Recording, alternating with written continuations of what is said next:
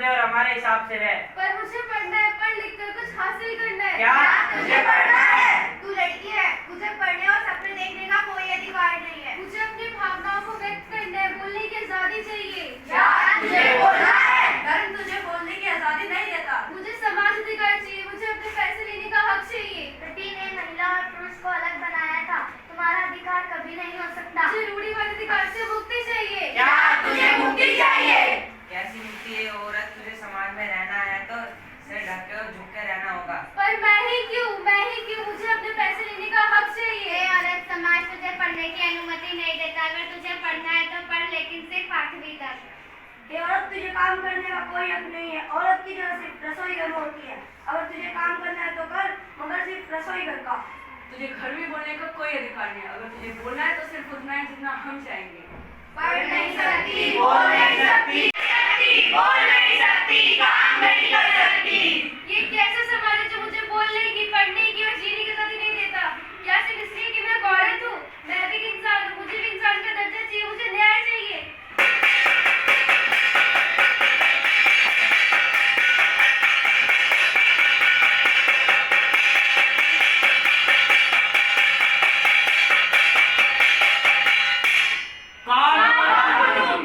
के पीछे हो रहा जहाँ जहाँ अन्याय, अत्याचार, शोषण व भ्रष्टाचार होगा, वहाँ वहाँ मैं खड़ी होंगी। क्या हाँ, मैं परिवार, धर्म, समाज, संस्कृति इन सबसे ऊपर हूँ। इधर क्या देख रही है? कौन हो तुम? मैं संविधान हूँ पीछे हुए। और मैं तुम्हें इस सामाजिक पीड़ियों से मुक्त कराने आई हूँ। कैसे? इस किताब के जरिए। ये कैसी किताब है? यह हमारे देश का संविधान है। यह एक ऐसी किताब है जो तुम्हें हर एक अधिकार देगी, जिससे समाज ने तुम्हें वंचित कर रखा है। भारत के नागरिक होने के रूप में तुम्हारा और आप सभी के पास 6 मौलिक अधिकार हैं।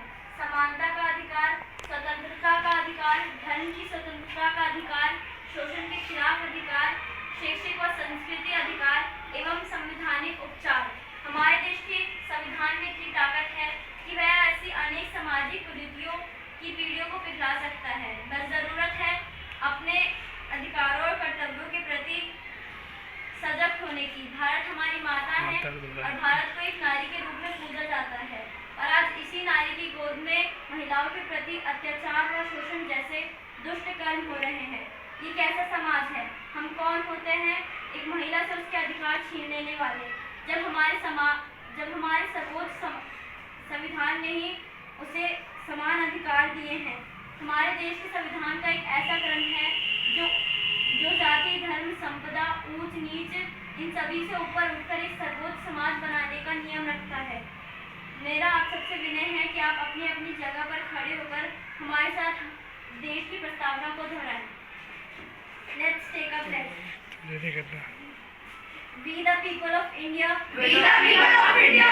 Having solemnly. Resolved to constitute. India into a. Sovereign. Socialist. Secular. Democratic. Republic. And to secure. To all its citizens. Justice. Social, economic. And political. Liberty. Of thought. Expression. Beliefs. Faith. And worship. Equality of status. And of opportunity. And to promote. Among them. All fraternity. Assuring the dignity. And integrity. Of the nation. सारे जहां से अच्छा हिंदू सिता हमारा सारे जहां मुझे क्या से रोकना? अच्छा हम बुलबुले